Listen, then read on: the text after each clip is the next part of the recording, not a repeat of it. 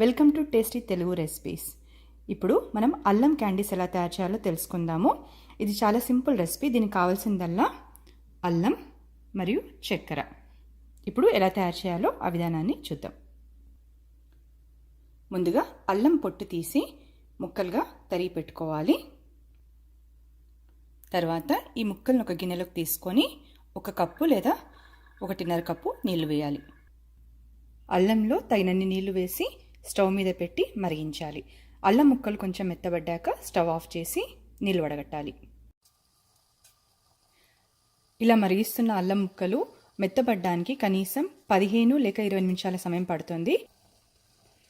అల్లం ముక్కలు మెత్తబడిన తర్వాత నీళ్లు వడగట్టి మళ్ళీ అల్లం ముక్కల్ని గిన్నెలోకి తీసుకోవాలి.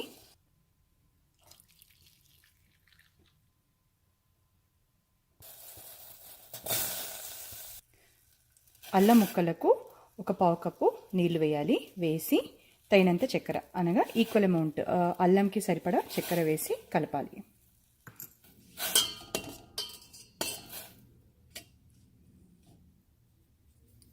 చక్కెర కట్టిపడే వరకు సన్నని మంట పైన మరిగించాలి.